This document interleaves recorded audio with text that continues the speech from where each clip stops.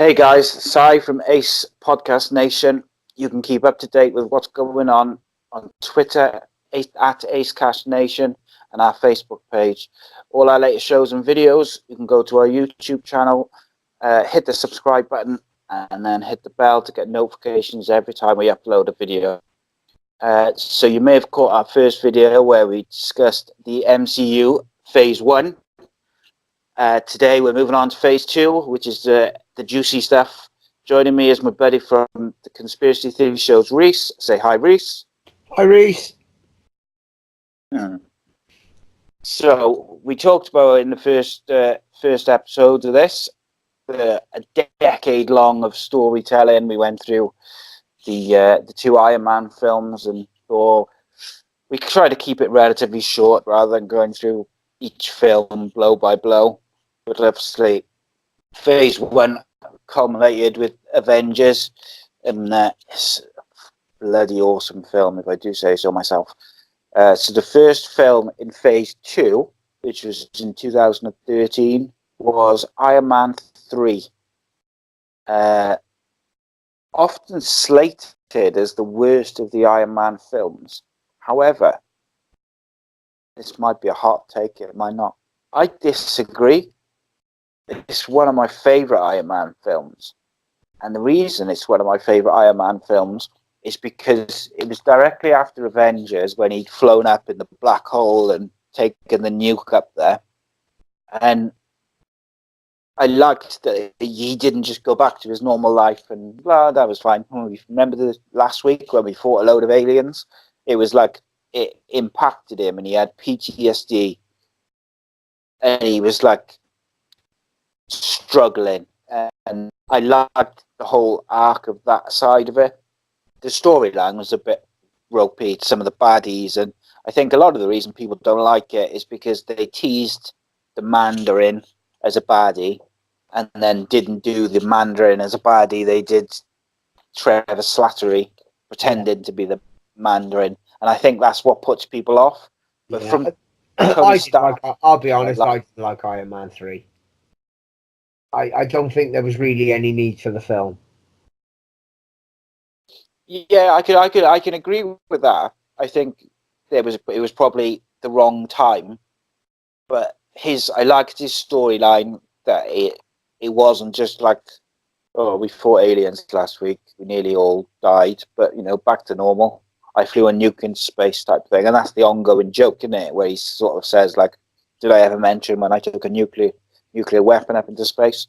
Yeah. I mean, yeah. I see. I can see why they wasted a whole film on one line.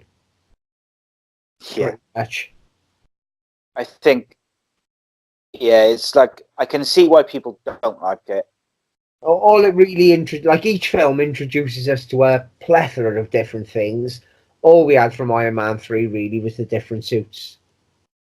Yeah, I think they wanted to skip on like a 20 marks to get to the real recent stuff. But I mean, it was all right. I quite liked it. But like I said, I knew that was going to be controversial because not many people seem to like it. However, the next one later that year was Thor's The Dark World, which I don't like. You don't like that one, do you? No, I really like don't. a typical Marvel film. I don't like. I'm not a massive fan of Natalie Portman, and she gets a bit too big a role for my liking. Although she's got a big role in the first one, but I don't know. She annoyed me in the second one, and I just never really. I say I don't like it. That's not true, because I like all the Marvel films. It's just one of the less ones.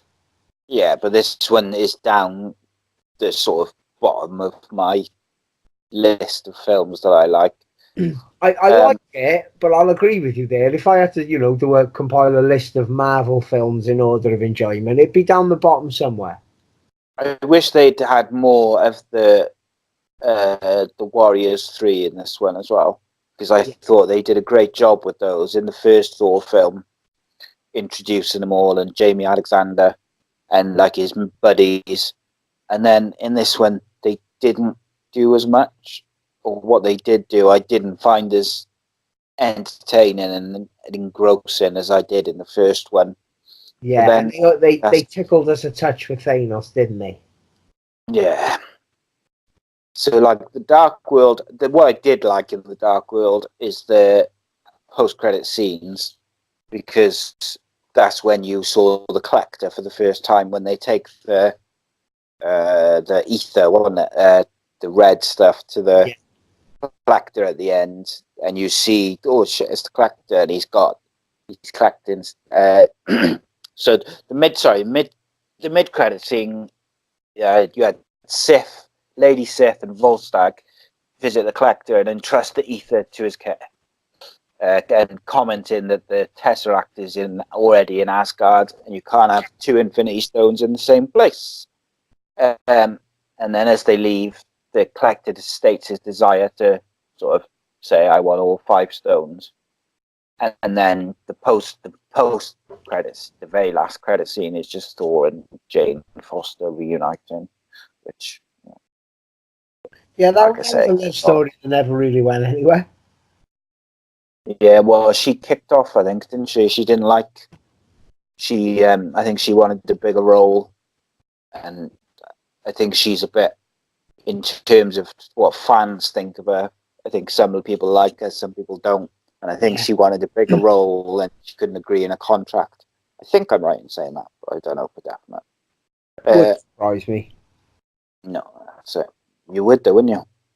Yeah. Like, do you know, if you were in like the first 2 Thor films and you had a big role, your contract was coming up, you'd ask for a bit more money and a bit more of a role. But you got to look at it, you know, she was only a love interest in it. She wasn't like a major star of it as such.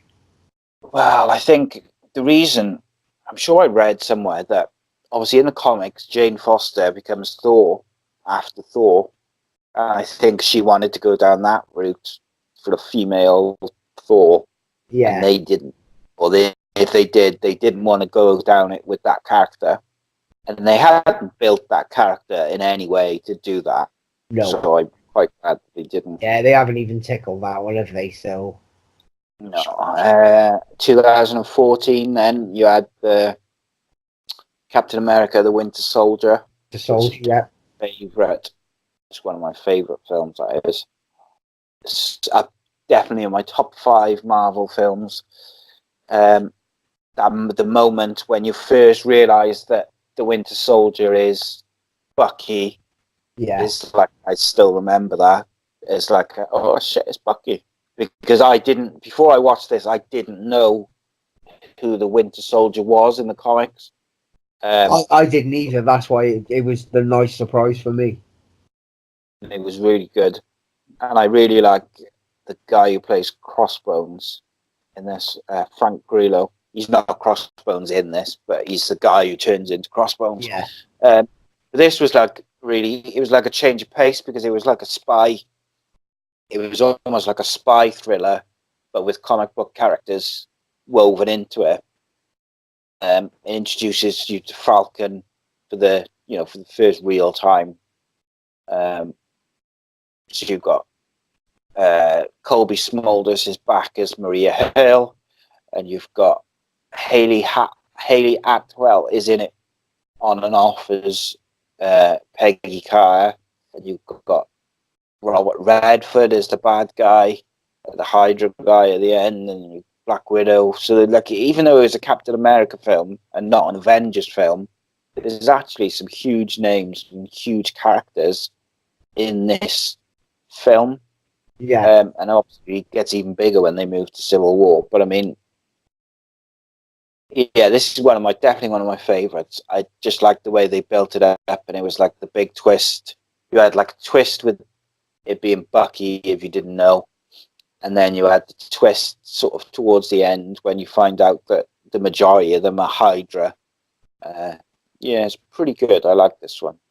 I liked it, but I'm going to be honest. Out of the 3 Captain Americas, that was number 3 for me. Oh, really? Civil War was my favourite. Civil War was amazing, and the first one, I liked the way they introduced Captain America. Yeah, they did a very good job. Yeah. Of just introducing his character, and then Steve Rogers as a guy as well. Yeah, I like spy Captain films as well. America. All he is, he's a human who's a bit faster and a bit stronger, but his heart is beyond. Yeah, just like that, never give up type thing, isn't it? Yeah. But yeah, I do like this. I gotta confess, it's I like all of the Captain America films. Oh, I like when that's it. When you think of it, and like I was thinking, oh yeah, it's one of my favorite Marvel films, and then you say about the other Captain Americas, and it's like, oh yeah, there's just so many. It's difficult to narrow it down to like a couple. Yeah. You sort of trying to like pick what's what.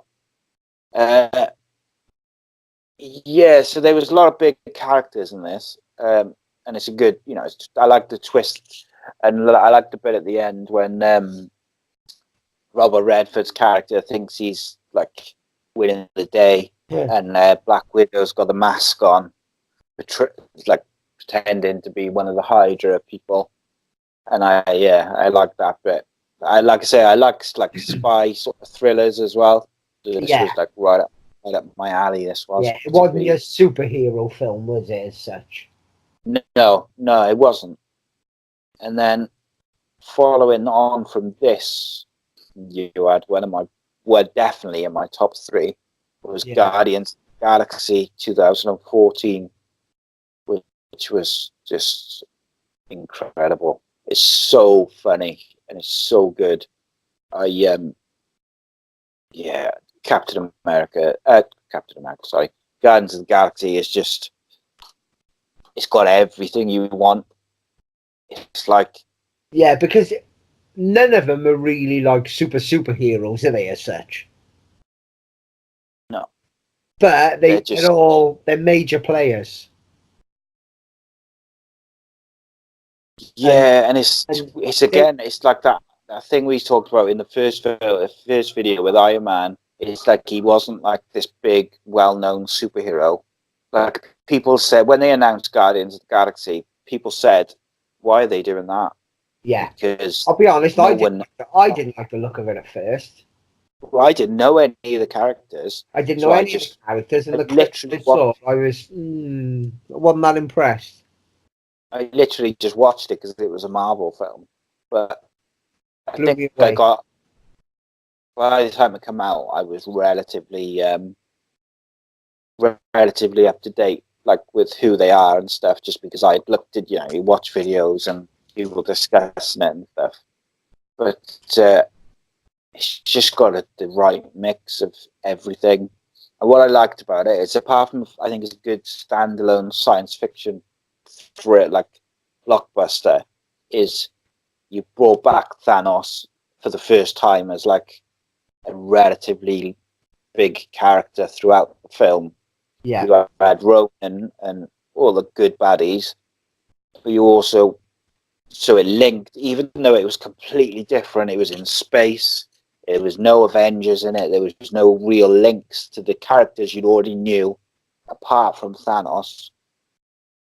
You found out more in Guardians of the Galaxy about the Infinity Stones than you probably found out in the majority of the other films. Yeah. When they had the scene with the collector and and he tells them where they came about and what they did and all this type of thing.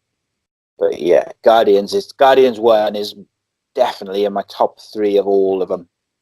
100%. I think I prefer Guardians of the Galaxy 2 to the first one. Oh, do you? Only because of Baby Groot. Yeah, Baby Groot is pretty cool. Baby Groot my kids is the best character ever. That opening scene where they're having the big battle with that massive monster and he's just dancing around and chasing them little rat-looking things. Yeah. Absolutely legendary, that is. That is the typical innocence of a kid. Yeah, it's a weird one, isn't it? Because, like, to me, Guardians 1 is just so good. But then, like you say, when you look at it and you think of it, Guardians 2 has got so much in it, which was really good. Yeah. And they introduced new characters and stuff. And they show the potential within Star-Lord to be something else. Yeah, and like right at the end of so at the end of Guardians 1, right at the end after the battle and stuff, when they're in on Xandar and they're sort of saying their goodbyes and whatever, and he finds out he's got his ship back. The woman played by Glenn Close, I forget what her name was, but like the leader of Xandar says to him, when we scanned you when you were coming into prison, you're not fully, like, you're not all human. Yeah. So like they just, what I like is they don't like smack you over the head with it, and they don't go into loads of detail. They just say it. They're little, and it didn't make you think he's as big as what he actually is. No. And then it's only when you get to the second one that you move on towards that then. You meet Ego and you realise Star-Lord's actually pretty much a Celestial. Yeah. Which is like same as you, I never read comics or anything, but I've looked into a little bit of back history, and you know, the Eternals and the Celestials, they're ultimate beings. Yeah, well, they're like the sort of the kind of creators of everything, and they in the Marvel universe, and like, yeah, everyone assumes that because he was sort of part Celestial or whatnot, he's going to be the one to take Thanos out, and then by taking him out, spoiler alert, in Infinity War, it like changed the playing field again. Yeah, because people assumed that he was going to have play like a big part in. I mean, he might technically, I suppose, but people assumed that Star-Lord cost them. They were because they nearly had it off. And human emotion took over. Mm. So after Guardians 1, we had 2015's Avengers Age of Ultron. Yeah. What do you think about Avengers Age of Ultron? The first time I watched it, I don't know why, I wasn't that impressed. But I watched it with the kids, so I didn't really watch it properly. And then the second time I watched, and I'm a big fan of Blacklist. Mm-hmm. So, amazing actor for it. James Spader, ultimate. But the second time I watched it, and you really, really watch it, wow. Amazing. There's so much in it. There's so much in it that, yeah. And I think same with all Marvel films. Is there's so many little small details within the 2 hours of the film that you can sometimes miss them. Yeah. The first time you watch it, like I watched Age of Ultron with my missus in the cinema, and I was the same. I was like, "Oh, that was good." I'm not sure if it was as good as I thought it was going to be. But then when I watched it at home on DVD, I thought it was awesome, and I love watching it now. Yeah, totally. Same with me, mate. Totally the same. I'm the same as you. I like James Spader. I loved the trailers for it with the Pinocchio song and There Are No Strings on Me. I love those trailers. And like, that was 3 years ago now, but like I remember vividly watching those trailers constantly and just like waiting for them and waiting for them and waiting for them. Yeah, and the ultimate thing with the Marvel films is the end credits, isn't it? Yeah, they're just so good. And what was the end credits of Age of Ultron? I'm trying to think now. I can't even remember right now, mate. Tell you now. Talk about it. What's your favourite moment from Age of Ultron?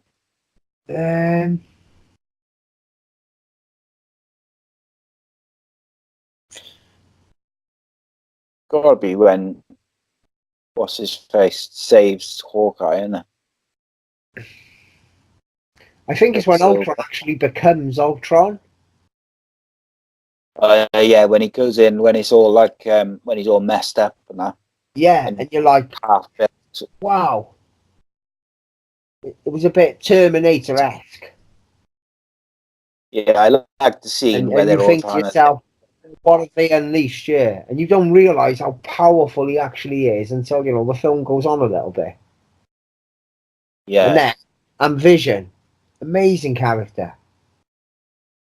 Yeah, But when you think about it, Vision has always been there since the first film.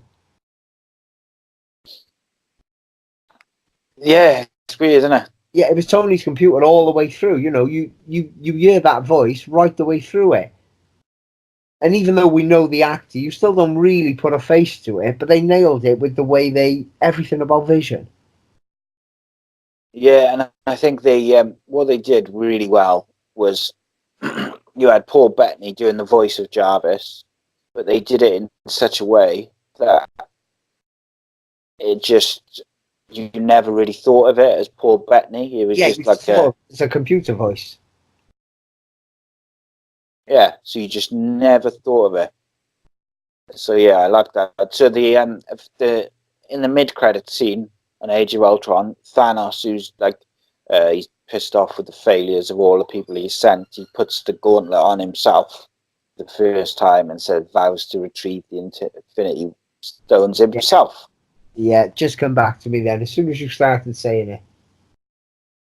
Yeah. And that was our real introduction to shit's going down. Yeah, that was when you knew it was coming. But they still managed to slip quite a few films in between, but everyone still couldn't wait for that point to see Thanos come back. Yeah, they like, if you think like, was that so that was 2015. So you're talking like 7, 8 years of waiting for that moment. Like, just to keep people that hyped and interested for it. To all the way going to, like last year when they brought out Infinity War. It doesn't even seem that long ago all these films were out, mate. Like I said, I remember being on like YouTube and that, waiting for Age of Ultron trailers and stuff, constantly like looking at stuff and watching videos and people talk about it. I know it's only 3 years, but like when you got kids, mate, 3 years feels like 10.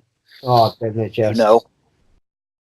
So then 2015, Ant-Man came out, and it was a bit lighter than the films before it.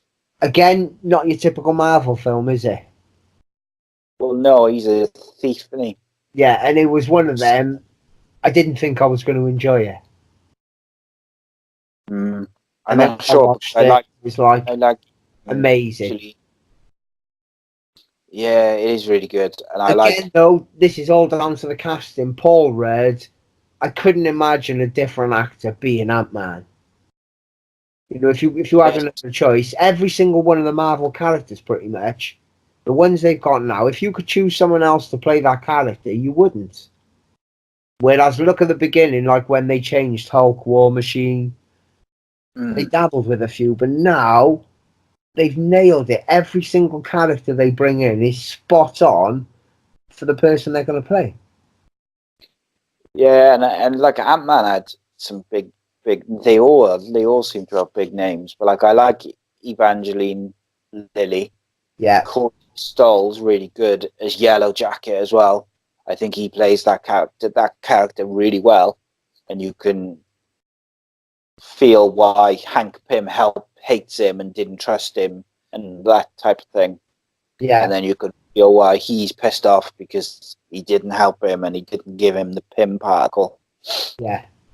And then you got like Falcons in only briefly, he's just in that one scene at the Avengers facility where they where they want to go and steal what was it? I can't remember what they were stealing, but they wanted to steal something from the Avengers facility, and he's fighting him, and he can't see him and stuff, and then what was it they were trying to steal?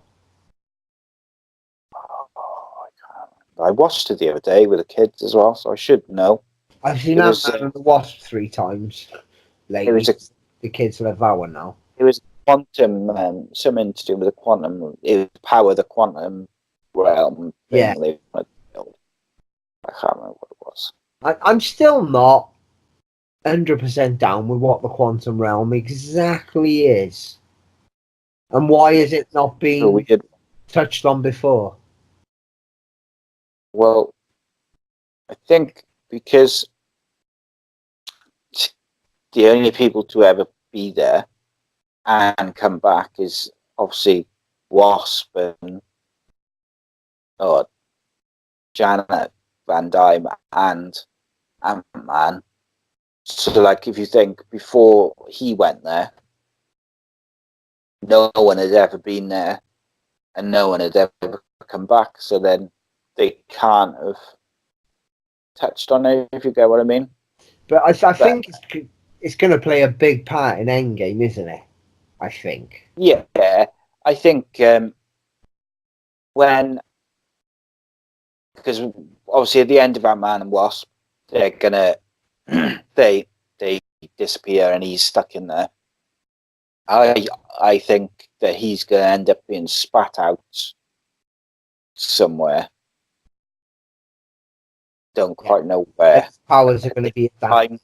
I think he's going to be spat out either in the future, like a year down the line after Infinity War, or he's going to be spat out like in like 2013 before the Battle of New York or something. Yeah. I don't think he's going to come out where he went in type thing. Oh, definitely not when he went in, because look at the clips you've seen out for Endgame, where they show him staring at the posters and things. Yeah, the posters. I think that's got to be the time he comes out, so it's going to be after the click of the finger. Yeah, I don't know. I wouldn't believe any of those fucking trailers. But like you say, yeah, Marvel geniuses at throwing us off the wrong scent. Yeah, I saw an interview with Kevin Feige before, and he said that their marketing for Avengers Endgame will be like nothing they've ever done before. Yeah.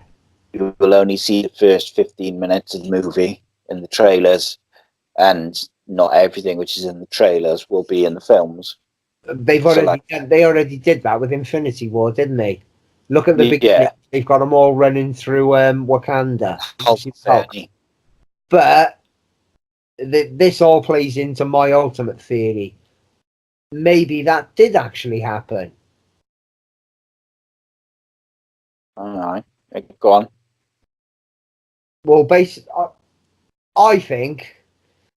Actually, we need to do this when we speak about Infinity War because it ties into that majorly. We'll do that one last. Yeah.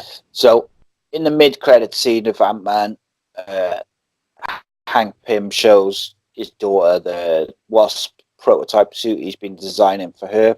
And then in the post-credit scene, we had Sam Wilson and Steve Rogers, Bucky Barnes, and they had him in custody, but they were unable to contact Tony Stark because of the Accords. So it was and then Wilson mentions that he knows someone who can help.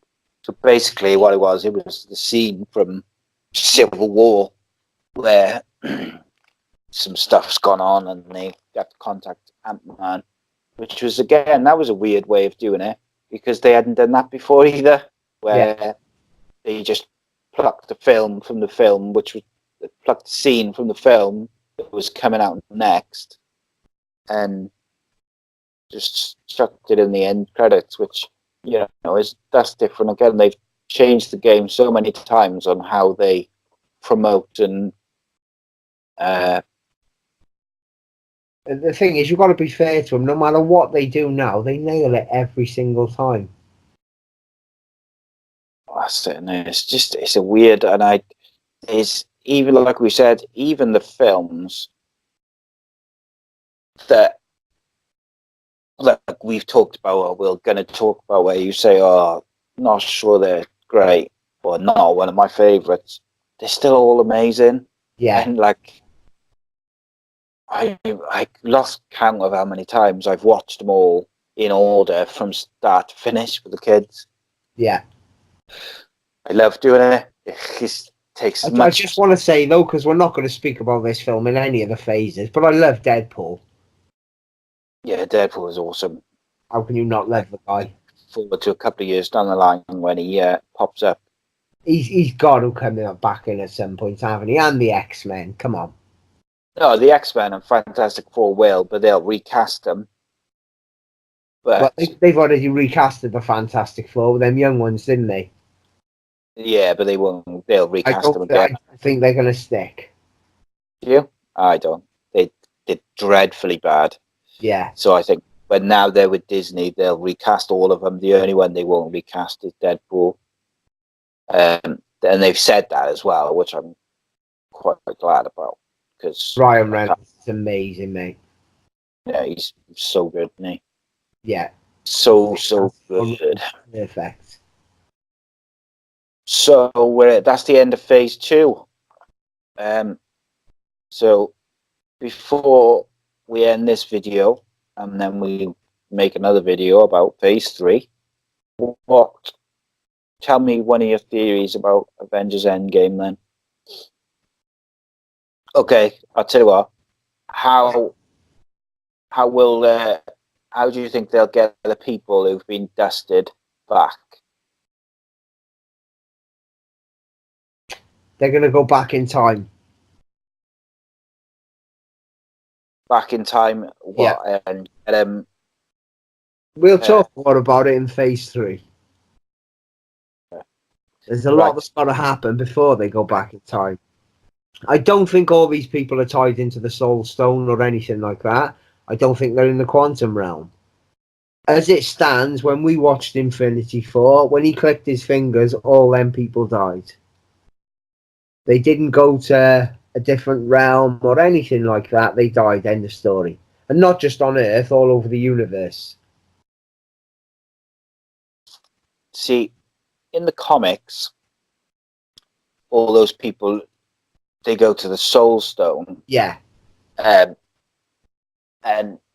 I didn't think that they were going to do that, because Kevin Feige said, "Oh no, they're not. They're dead. Whoever died, died." But when he's talking to Baby Gamora at the end, that's in the Soul Stone, because you can tell by the light and the way it's the way that they light the scene is the same as they did earlier on in the film when he used the Soul Stone. Yeah. But what you've got to remember, with that gauntlet, Thanos has pretty much got the power to do anything he wants. So he could probably travel into the Soul Stone realm. Yeah, it's a weird one. Everyone else, everyone who turned to dust, I think that was it. They died. They haven't gone to a different realm or the Soul Stone or the Quantum or whatever it might be. They all died. Right across the universe, 50% of living existence was wiped out. See, there's some people who think that the Doctor Strange is going to be able to contact people from the Soul Stone, and that's how they'll free them or they'll get them back.